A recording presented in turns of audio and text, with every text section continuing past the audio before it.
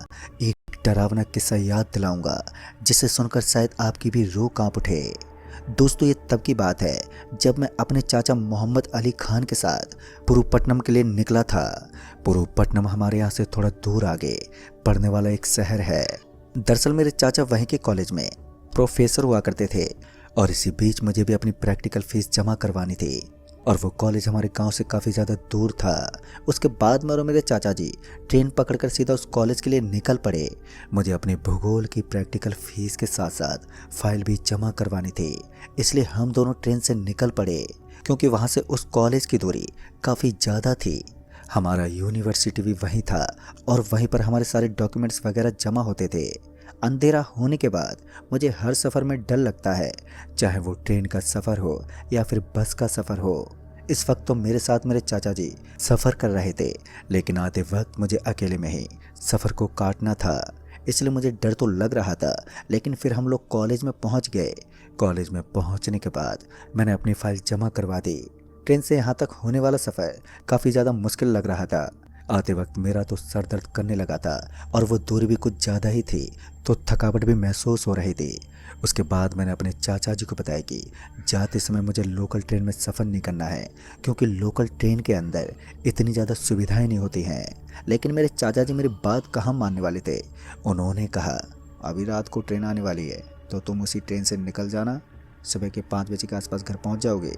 इसीलिए मैंने सोचा कि चाचा जी की बात मानकर जल्दी से स्टेशन पर पहुंच जाऊंगा और फिर स्टेशन से रात वाली ट्रेन को पकड़कर अपने घर के लिए निकल जाऊंगा। यही सोचकर मैंने अपना सारा सामान उठाया और उसके बाद वहां से रेलवे स्टेशन के लिए निकल गया। जब मैं उस कॉलेज से निकला था तो मुझे शाम के 6:30 बज गए थे।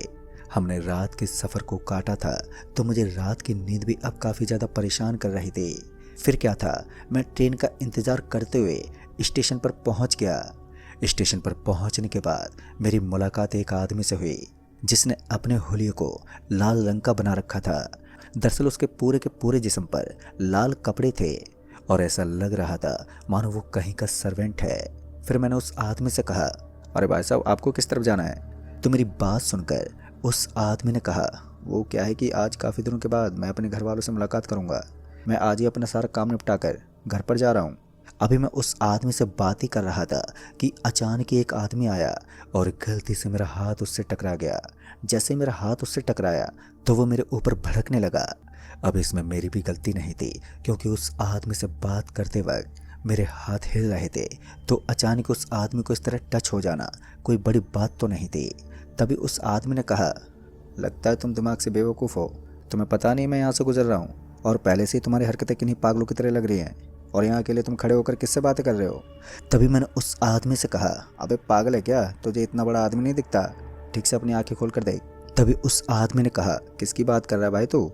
और उस आदमी की इस बात को सुनते ही मैंने अपने साइड में पलट कर देखा तो मैं पूरा हैरान रह गया क्योंकि मुझे तो अब वहाँ पर कोई भी नजर ही नहीं आ रहा था। मेरा चेहरा पूरा सफ़ेद पड़ गया था क्योंकि अभी अभी तो वो आदमी मेरे बगल में ही खड़ा था। फिर इतनी सी देर में आखिर वो कहाँ गायब हो गया, मैं यही सोचते हुए अपनी आंखों को इधर उधर घुमाने लगा, लेकिन साला वो कहीं भी नजर ही नहीं आ रहा था। हालांकि रेलवे स्टेशन पर काफ़ी ज़्यादा भीड़ थी तो मुझे लगा कि शायद वो आदमी इधर उधर चला गया होगा। उसके बाद वो आदमी भी मुझे गाली गलौज करते हुए आगे चला गया। अभी मैं अपना सर पकड़कर वहीं पर पड़ी एक टेबल पर बैठ गया। दरअसल वहाँ पत्थर की लंबी लंबी टेबल बनी हुई थी, तो मैं वहीं पर एक टेबल पर बैठ गया और तभी मेरे बगल में से एक आवाज़ आई, अरे भाई साहब, मैं तो आपको ही ढूंढ रहा था, फिर आप यहाँ कब आ गए?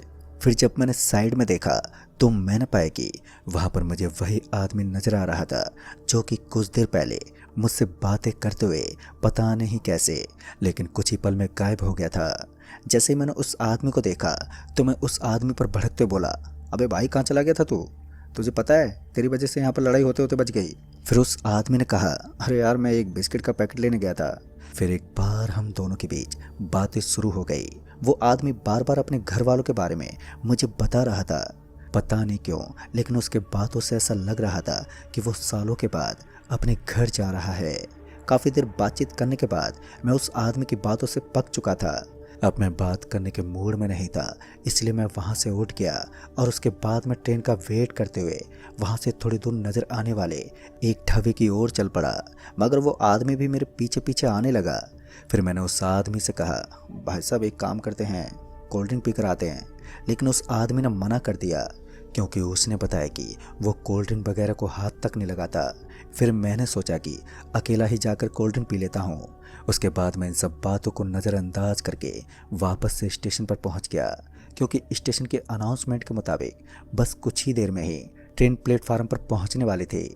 उसके बाद मैं अपना सामान उठाकर ट्रेन का इंतज़ार करते हुए अब पूरी तरह से तैयार हो गया था, क्योंकि काफ़ी ज़्यादा भीड़ लगी हुई थी और इस भीड़ में सीट मिल पाना बहुत ही मुश्किल था। ऊपर से इन दोनों एग्ज़ाम भी चल रहे थे, तो एग्ज़ाम के चलते वहाँ लड़कों की भीड़ भी लग जाना एक नॉर्मल सी बात थी। खासकर ट्रेन में चोरी वगैरह का भी काफ़ी ज़्यादा डर रहता था। फिर उसके बाद जैसे ही मुझे पटरियों के अंदर से थर थर काँपने की आवाज़ आई, तो मुझे ये एहसास हो गया था कि अब ट्रेन स्टेशन की ओर बढ़ रही है। फिर कुछ ही देर में ट्रेन ने हॉर्न देना शुरू कर दिया और अब मैं सामान लेकर पूरी तरीके से तैयार था, क्योंकि मुझे जल्द से जल्द सीट लेनी थी। लेकिन ट्रेन थी तो रुक रुक कर चलना भी उस लोकल ट्रेन का एक अलग ही लफड़ा था। उसके बाद मैं सामान उठाकर ट्रेन की बोगी में सीट रोकने के लिए चल दिया। जैसे ट्रेन स्टेशन पर पहुंची तो मैं भीड़ को चीरते हुए उस ट्रेन के अंदर घुस गया। मुझे लोगों ने काफ़ी रोकने की कोशिश भी की, क्योंकि उस वक्त मुसाफिर लोग उतर रहे थे। इसी बीच मैंने एक सीट रोक ली। हालांकि उस बोगी में इतनी ज़्यादा भीड़ नहीं थी, लेकिन एक अच्छी बात यह थी कि मुझे जो सीट मिली थी उसके बगल में ही विंडो बनी हुई थी, तो मैं आराम से बैठकर बाहर का दृश्य भी बहुत आसानी के साथ देख सकता था। मुझे उस आदमी का इंतज़ार था जो मुझे स्टेशन पर मिला था, लेकिन अब तक वो आदमी मुझे ना ही तो इधर उधर टहलते नजर आया था और ना ही इस बोगी के अंदर। उसके बाद मैं चुपचाप आराम से बोगी में बैठा रहा। कुछ देर के बाद फिर से अनाउंसमेंट हुई कि अब ट्रेन चलने वाली है, और ट्रेन ने भी सावधानी के लिए हॉर्न दे दिया था। ट्रेन के हॉर्न की आवाज़ सुनते ही मेरे तो कान खड़े हो गए। मैं भी विंडो से झांकते हुए इधर उधर देखने लगा, लेकिन मुझे वो आदमी अभी तक नज़र नहीं आया था। तभी मैंने सोचा कि शायद वो आदमी दूसरी बोगी में बैठ गया होगा। हालांकि मुझे उम्मीद थी कि वो मेरे साथ बैठेगा, तो हम दोनों आपस में बातचीत करते हुए सफ़र काट देंगे। और उसके कुछ देर के बाद ही ट्रेन भी खुल गई। ट्रेन के खुलते ही मेरी आंखें फिर से उस आदमी को ढूंढने में जुट गई। तभी मेरे बगल से एक आवाज़ आई, अरे भाई साहब कौन सी दुनिया में गुम हो गए हो। और उसके बाद जैसे मैंने अपनी गर्दन को अपने साइड की तरफ घुमाया, तो मैंने देखा कि मुझे वही आदमी बैठा हुआ नजर आ रहा था जिसे कुछ देर पहले मैं बात कर रहा था। उस आदमी की बात सुनकर मैंने उस आदमी से कहा, अरे भाई साहब मैं तो आपको ही ढूंढ रहा था ताकि हम अच्छे से सफ़र को काट सकें। इतना कहकर मैं थोड़ा खामोश हुआ। उस आदमी ने कहा, अरे भाई साहब मैं तो कब का ही आपके बगल में बैठा था, लेकिन शायद आपने ध्यान नहीं दिया। उस आदमी की इस बात ने मुझे थोड़ा सा हैरानी में डुबो दिया। एक पल के लिए मैं उस आदमी को घूरने लगा। तभी उस आदमी ने कहा, वैसे भाई साहब आपने बताया नहीं कि आप किस स्टेशन पर उतरने वाले हैं। तभी मैंने मुस्कुराते हुए कहा, अरे भैया जी वो मेरा स्टेशन तो है ना यहाँ से काफ़ी दूर है, लेकिन आपने ये नहीं बताया कि आप किस स्टेशन पर उतरने वाले हैं। मेरी बात सुनकर उस लाल ड्रेस वाले आदमी ने कहा, अरे भाई साहब मेरा क्या है, मैं जहाँ चाहूँ वहाँ उतर जाता हूँ। उस आदमी की बातों में काफ़ी ज़्यादा गहराई छुपी हुई थी, जिनको समझ पाना सच में मेरे बस से बाहर था। उसके बाद मैंने भी उस आदमी से दोबारा इस बारे में कुछ नहीं पूछा और चुपचाप से उसके बगल वाली सीट पर बैठा रहा। ट्रेन ने इस वक्त तक काफ़ी रफ्तार पकड़ ली थी। ट्रेन इतनी ज़ोर से चल रही थी कि आसपास के पेड़ पौधे भी तेज गति से मेरे कान के करीब से गुजर रहे थे। कुछ देर स्पीड से चलने के बाद ट्रेन ने एक स्टेशन पर अपने आप को थाम लिया, और जैसे मैंने उस स्टेशन को देखा तो मैंने पाया कि स्टेशन काफ़ी सुनसान लग रहा था। हालांकि मैंने इस बात पर ज़्यादा ध्यान नहीं दिया था कि उस स्टेशन पर लोग नहीं हैं। और तभी उस आदमी ने कहा, अगर कोई भी इस स्टेशन पर गलती से उतर जाता है ना, तो वो दोबारा ट्रेन में अकेला नहीं चढ़ता। यह सुनकर उस आदमी को एकटक देखने लगा, क्योंकि उस आदमी की इस बात के अंदर मुझे काफ़ी अजीबपन लगा। मैंने उस आदमी से कहा, अरे भाई साहब थोड़ा सोच समझ कर तो बोल दिया करो, भला ऐसा भी क्या होता है इस स्टेशन पर। फिर मैं उस आदमी को दो चार बातें सुनाने लगा, क्योंकि उसने मुझे काफ़ी ज़्यादा अजीब अजीब बातें बोल दी थी जिनका कोई सेंस ही नहीं था। और उस वक्त मुझे इतना गुस्सा आ गया था कि मैं उस आदमी पर गुस्सा करने लगा। फिर मैं गुस्से में पानी की बोतल लेने के लिए स्टेशन पर उतर गया। उस आदमी ने मुझे रोकने की बहुत ज़्यादा कोशिश की, लेकिन भला मैं कहाँ उसकी बात सुनने वाला था। और उसके बाद जैसे मैं स्टेशन पर उतरा तो मैंने देखा कि स्टेशन के ऊपर काफ़ी ज़्यादा सन्नाटा था। वहाँ पर तो किसी की मौजूदगी भी ना के बराबर थी। और ये बात मुझे खटक रही थी, क्योंकि वो एक रेलवे स्टेशन था और उसके ऊपर किसी इंसान का मौजूद ना होना हर किसी को हैरान कर देता है। जब मुझे लगा कि यहाँ आसपास कोई दुकान नहीं है, तो इस चीज़ को देखकर मैंने अपने कदमों को वापस से ट्रेन की तरफ मोड़ लिया। उसके बाद जैसे मैं ट्रेन में चढ़ा तो मुझे ऐसा लगा कि एक हवा के झोंके ने मेरे पूरे शरीर को छलनी छलनी कर दिया है। मुझे एक अजीब सी चीज़ का एहसास हुआ। इस अनुभव का एहसास मैंने आज से पहले कभी नहीं किया था। हवा तो मैंने काफ़ी बार खाई थी, लेकिन इस तरह की हवा मेरे बदन को पहली बार छूकर निकल रही थी। सच में इस चीज़ ने मुझे एक पल के लिए डरा सा दिया था। फिर मैंने इस चीज़ को ज़्यादा सीरियसली नहीं लिया और ट्रेन में जाकर बैठ गया। और उसके बाद मैं जैसे ही ट्रेन के अंदर पहुंचा तो मैंने देखा कि ट्रेन के अंदर मेरी सीट पर वो आदमी नज़र नहीं आ रहा था। अब वो वहाँ से गायब हो गया था। मुझे लगा कि शायद वो टॉयलेट करने के लिए बाथरूम चला गया होगा, इसलिए वो मुझे नज़र नहीं आ रहा है। उसके बाद मैं जाकर अपनी विंडो वाली सीट की ओर बैठ गया। अभी मैं वहाँ जाकर अपनी सीट पर बैठा ही था कि तभी मुझे अपने कान में किसी के गाने गुनगुनाने की आवाज़ आई। और इस आवाज़ को सुनते ही मैंने एकदम से अपने बाएं तरफ पलट कर देखा। मगर इस बार जो मैंने देखा वो देखकर तो मेरे हाथ पांव कांप उठे, क्योंकि वहाँ पर वही आदमी बैठा हुआ था जो मुझे स्टेशन पर मिला था। लेकिन मैं इस जगह पर बस अभी अभी पहुँचा था और आते वक्त मैंने उस आदमी को उस सीट पर नहीं देखा था। मैंने इतना तक सोचा था कि वो आदमी आखिर कहाँ चला गया, और इस चीज़ ने मुझे काफ़ी ज़्यादा हैरान कर दिया था। उसके बाद मैंने उस आदमी से बड़ी हैरानी से पूछा, जब मैं अभी अभी इस बर्थ पर आया था तो आप मुझे कहीं भी नज़र नहीं आए थे, फिर अचानक ही कहाँ से टपक गए? तो इस बात का जवाब देते उस आदमी ने कहा, अरे भैया मेरा क्या है, मैं तो यहीं टहलता रहता हूँ, शायद आपने ध्यान नहीं दिया होगा। लेकिन मैं इतना तो समझ गया था कि हो ना हो दाल में कुछ काला है, क्योंकि अचानक इस आदमी का दिखना एक बार नहीं हुआ था। पहले भी कुछ ऐसे ही दृश्य हुए थे। 2-3 बार मैंने इसी तरह महसूस किया था। मैं उस आदमी की हरकतों को ठीक से समझ तो नहीं पा रहा था, लेकिन मुझे इतना यकीन हो गया था कि यहाँ कुछ तो अजीब चल रहा है। ये जेंजिस को सारी चीजें फास्ट चाहिए और हर काम के बाद रिवॉर्ड्स भी चाहिए, और यही चीज करके नावी यूपीआई सिर्फ 2 साल में इंडिया का फास्टेस्ट ग्रोइंग यूपीआई ऐप बन गया है। कैसे? चलिए समझाता हूँ। देखो, नावी यूपीआई ने रहा है। उसके बाद थोड़ी देर बीत जाने के बाद फिर उस आदमी ने कहा, अरे भाई साहब आपको पानी मिला या नहीं मिला? तो मैंने अपनी गर्दन सहलाते हुए उसे ना में जवाब दिया। तो उस आदमी ने हंसते हुए कहा, मैंने तो आपको पहले ही बोला था कि उस स्टेशन पर कोई पानी वानी नहीं मिलता। वो स्टेशन एक ऐसा स्टेशन है जिसके नाम से यहाँ के लोग डर जाते हैं। एक बार मैंने भी उसी स्टेशन पर उतरने की भूल की थी और आज तक मेरी उस भूल का अंजाम मैं भुगत रहा हूँ। फिर मैंने उस आदमी से कहा, आप किस चीज़ की बात कर रहे हैं? तो उस आदमी ने कहा, अरे कुछ नहीं भाई साहब, बस मजाक कर रहा हूँ। इतना कहने के बाद पता नहीं क्यों, लेकिन मुझे अचानक ही बहुत ज़ोर से टॉयलेट लगने लगी, इसलिए मैं तुरंत ही उठ गया। मैं जल्दी से टॉयलेट में पहुंच गया और वहां फ्रेश होने लगा। जब मुझे हल्का महसूस हुआ तो मैंने बाथरूम के दरवाजे को खोला, लेकिन अब वो दरवाज़ा पूरी तरह से जाम हो चुका था। दरवाज़ा इस कदर जाम हो गया था कि मैं पूरी ताकत लगाने के बावजूद भी उस दरवाजे को हिला नहीं पा रहा था। मैं अंदर से बहुत ज़ोर ज़ोर से आवाज़ भी देने लगा, लेकिन कोई भी ऐसा नहीं था जो बाथरूम के इस दरवाजे को खोलकर मेरी मदद कर सके। अब मैं तो बुरी तरह फंस गया था। काफ़ी ज़्यादा चीखने के बाद भी कोई मदद के लिए नहीं आया। तभी उस बाथरूम के लगे हुए कांच के अंदर से एक आवाज़ आने लगी। ये आवाज़ किसी हॉर्न की तरह थी, जिससे मेरे कान में दर्द होने लगा। फिर मैंने उस कांच की तरफ देखा तो उस कांच के अंदर मुझे एक अजीब सी परछाई नजर आ रही थी। साथ ही अंदर लगी लाइट भी फ्लिप करने लगी।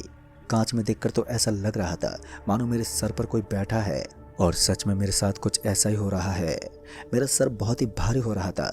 उस वक्त उस बाथरूम के अंदर अंधेरा छाया हुआ था, तो मैं इस चीज़ को ठीक से देख नहीं पा रहा था कि क्या सच में मेरे सर पर कोई बैठा हुआ है।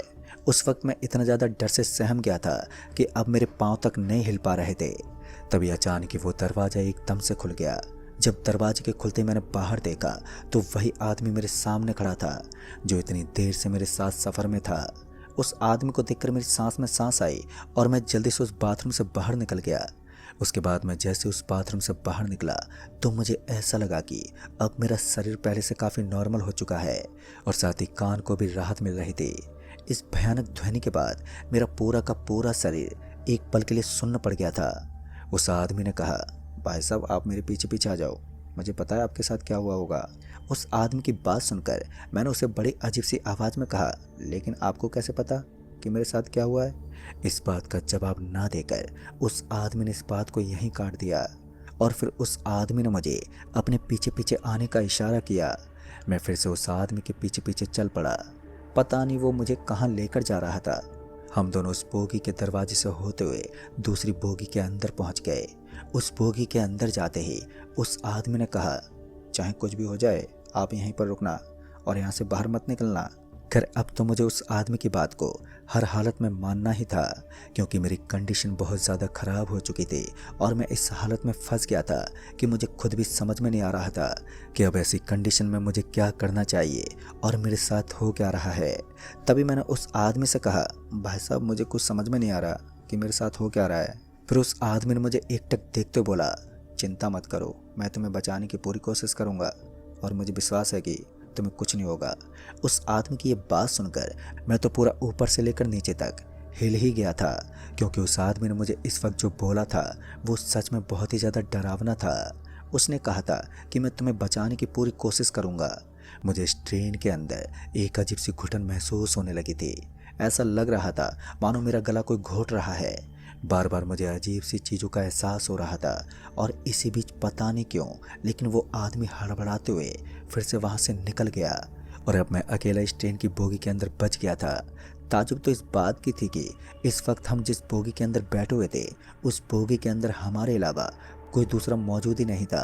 साथ ही मुझे पता चला कि यह इस ट्रेन की एक आखिरी और अंतिम बोगी है, लेकिन मुझे ये बात समझ में नहीं आ रही थी कि आखिर मुझे ये आदमी इस बोगी के अंदर क्यों लेकर आया है।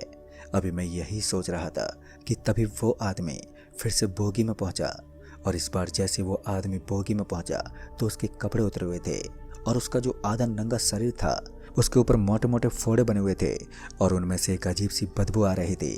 फिर बाद में वो मेरे पास आया और धीमी सी आवाज़ में बोला, अगर तुम भी इस ट्रेन के अंदर कुछ देर और रुके रहे तो तुम्हारी भी यही हालत हो जाएगी। लगभग 3 साल पहले मैं भी इस ट्रेन से सफ़र करते समय उस रेलवे स्टेशन पर उतर गया था। मुझे भी बहुत ज़ोर की प्यास लगी थी, लेकिन जब मैं उस स्टेशन पर उतरा तो मुझे पानी वानी कुछ भी नज़र नहीं आया और ऐसी परिस्थिति में मैं पानी की बोतल लिए ट्रेन के आगे चल पड़ा। लेकिन फिर पता नहीं कैसे लेकिन मेरे शरीर को एक हवा ने अचानक ही छलनी छलनी कर दिया। मुझे लगा कि तेज़ हवा चलने के कारण मुझे ऐसा महसूस हुआ है, मगर जैसे ही ट्रेन में पहुंचा तो मुझे मेरे शरीर पर बहुत ज़्यादा भारी वजन महसूस होने लगा और फिर जब मैं बाथरूम के अंदर गया तो मुझे अपने सर के ऊपर बहुत भारी सी चीज़ दिखाई दी। ऐसा लग रहा था मानो मेरे सर पर कोई औरत बैठ गई है। उस वक्त तो मैंने इस चीज़ पर ज़्यादा ध्यान नहीं दिया था, लेकिन फिर कुछ देर तक मैं बोगी के अंदर बैठा रहा तो अचानक ही मेरे शरीर को कुछ कीड़े काटने लगे और तब मुझे हल्की हल्की नींद का एहसास हुआ। जब मुझे हल्की हल्की नींद का एहसास हुआ तो उस समय ना चाहते हुए भी मेरी आँख लग गई और फिर जब मैंने अपनी आँख खोली तो मैंने देखा कि मेरा शरीर अब छलनी छलनी हो गया है। उस आदमी ने जिस तरह की हरकतें बताई थी बिल्कुल उसी तरह मेरे साथ हो रहा था। उस आदमी ने बताया कि उसके बाद मेरी डेथ हो गई और आज भी एक रूह के रूप में मैं यहीं भटकता हूँ। उस आदमी की बातों ने मुझे अंदर से लेकर पूरा हिला दिया था। मैं काफ़ी ज़्यादा डर गया था। फिर उसके बाद उस आदमी ने बताया कि तुम्हें यहाँ से कुछ दूर आगे आने वाले भगवान राम मंदिर में उतरना है। मुझे उस आदमी से भी भय लग रहा था क्योंकि वो भी एक प्रेत था। फिर उस आदमी ने कहा, मैं तुम्हारी जान तो बचा लूँगा, लेकिन तुम्हें भी मेरा एक काम करना होगा। फिर उसके बाद उस आदमी ने कहा, शेखावाटी नगर में जाकर मेरे घर वालों को ये सूचना दे देना कि मैं अब हमेशा हमेशा के लिए उनको छोड़कर यहाँ से जा चुका हूँ। फिर ये बात सुनकर मेरी तो आंखें नम हो गई। फिर उस आदमी ने बताया कि मैं ही एक अकेला इंसान हूँ जिसे वो नज़र आया है, बाकी किसी भी इंसान को मेरा रूप नज़र नहीं आता। शायद तुम्हारे और मेरे गण मिलते जुलते हैं। फिर थोड़ी दूर आगे जाने के बाद पता नहीं क्यों लेकिन मेरे पैर में मुझे दर्द हो रहा था और फिर जब मैंने अपने पैर की एड़ी को देखा तो उसके अंदर अब गहरा गड्ढा पड़ गया था। मेरे पैर के अंदर से खून टपक रहा था और खून को टपकते हुए देखकर सच में मुझे घबराहट होने लगी और अब मैं पूरी तरह हताश होकर अपनी सीट से उठने लगा। मेरा सर भी बहुत ज़्यादा भारी हो गया था। मुझे ज़ोरों से नींद आ रही थी, लेकिन अगर मैं सो जाता तो मेरा पूरा का पूरा शरीर छलनी हो जाता। अभी भी वो स्टेशन 10 मिनट की दूरी पर था। काफ़ी देर तक इंतज़ार करने के बाद जाकर ट्रेन एक स्टेशन पर रुकी और मैं अपने पैर को घसीटते हुए उस रेलवे स्टेशन से नीचे उतर गया। उस स्टेशन से थोड़ी दूर आगे मुझे मंदिर के ऊपर टंगी हुई एक झंडी नज़र आ रही थी और उस झंडी को देखते ही मुझे पूरी तरीके से विश्वास हो गया कि यही वो राम का मंदिर है जो उस आदमी ने बताया था। फिर उसके बाद मैं अपनी घायल अवस्था में उस मंदिर के अंदर पहुंचा। तब जाकर मुझे राहत की सांस मिली, लेकिन अब तक मेरे दोनों पैरों के अंदर गहरे गड्ढे पड़ गए थे।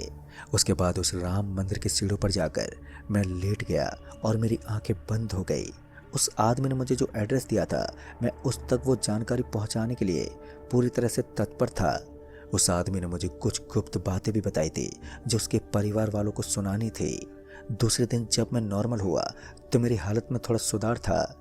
वहाँ के पुजारी ने मुझे अस्पताल में भर्ती करवा दिया था। पूरी तरह से ठीक हो जाने के बाद जब मैंने पुजारी से बात की तो उन्होंने बताया कि उस रेलवे स्टेशन पर इन चीज़ों का भटकना आम बात है। वहाँ कई सालों से भूत प्रेत का आतंक है और जैसे सूरज अपनी रोशनी के साथ बादलों में डूब जाता है, वैसे उस स्टेशन के ऊपर चहल पहल एकदम से रुक जाती है। स्टेशन पूरी तरह से भूत शक्तियों के कब्जे में आ जाता है। दोस्तों, मैंने अपने घर वालों को भी सारी बात बताई, तब जाकर उन्हें मेरी बात पर विश्वास हुआ। फिर मैंने उस आदमी की उस खबर को भी शेखावाटी नगर के उस कस्बे में पहुंचा दिया। लेकिन आज इस घटना को काफ़ी दिन बीत गए हैं, मगर अब भी मुझे जब वो घटना याद आती है तो उस आदमी का चेहरा मेरी आंखों के सामने झलकता है, क्योंकि फिर कभी मैंने उस आदमी को नहीं देखा था। तो दोस्तों, इस कहानी में बस इतना ही। कहानी आपको पसंद आई हो तो वीडियो को लाइक शेयर ज़रूर कर दें और साथ ही हमें नीचे कमेंट बॉक्स में ज़रूर बताएं। तो मैं आपका दोस्त राजकुमार जल्द ही मिलूँगा ऐसी एक और नई कहानी के साथ। तब तक के लिए बाय।